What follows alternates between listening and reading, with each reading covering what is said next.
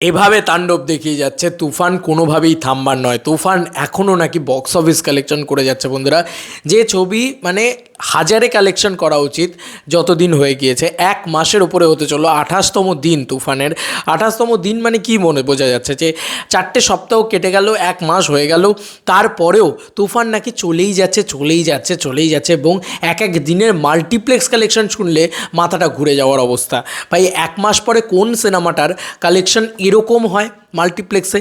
Double ডিজিটের মাল্টিপ্লেক্সের collection বন্ধুরা, কোনোভাবেই এটা হাজারে কালেকশন নেমে আসেনি, লাখে কালেকশনের থেকেও ডাবল ডিজিটে গেছে। এটা একটা অভূতপূর্ব ক্রেজ মেগাস্টার শাকিব খানের। শুধুমাত্র বাংলাদেশ দিয়ে সিনেমাটা যে মানে ইন্ডাস্ট্রি হিট, সিনেমাটা যে মানে বিগেস্ট ব্লকবাস্টার, এটা নিয়ে আর কারুর কোনো সন্দেহ থাকার কথাই নয় বন্ধুরা। বিএমআর অফিসিয়ালি রিপোর্ট দিয়ে দিয়েছে আমাদেরকে, এবং সেটা প্রায় 9 ঘন্টা আগে, কাল রাত্রিবেলায় দিয়ে দিয়েছিল। কী দিয়েছে? তুফান ডে 18 21.75 লক্ষ টাকার কালেকশন বন্ধুরা। এটা একটা ওয়ার্কিং ডে কালেকশন, এবং 21.75 লক্ষ টাকার ওয়ার্কিং ডে কালেকশন করছে যেখানে মেগাস্টার শাকিব খান।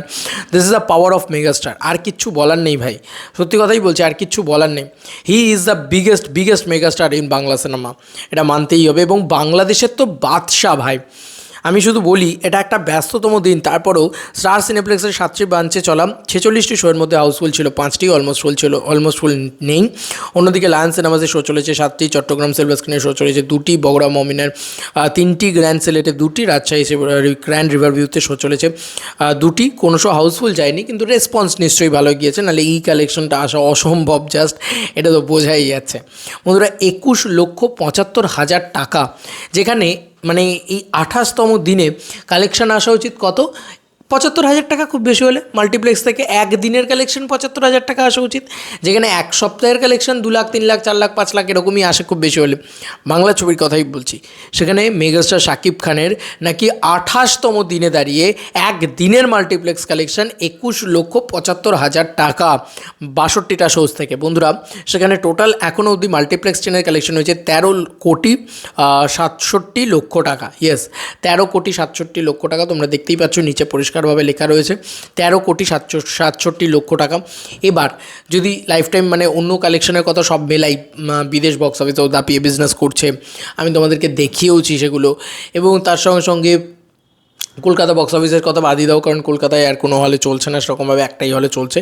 তো যাই হোক, কলকাতা বক্স অফিসে যা কালেকশন করেছে সেটা পার্টি করে নেওয়ার মতন টিমের, আমি বারবারই বলে এসেছি এই কথা। তো কলকাতা বক্স অফিসের কথা বাদ দিলাম, বাকি সমস্ত জায়গায় মানে বাংলাদেশ এবং বিদেশ মিলিয়ে মানে গোটা বিশ্ব জুড়ে এই সিনেমাটা বলাই যেতে পারে যে হিউজ একটা বক্স অফিস কালেকশন করছে। দেখো, অ্যাকিউরেট নাম্বার বলা খুব ডিফিকাল্ট, কিন্তু একটা হিউজ নাম্বার জেনারেট করেছে।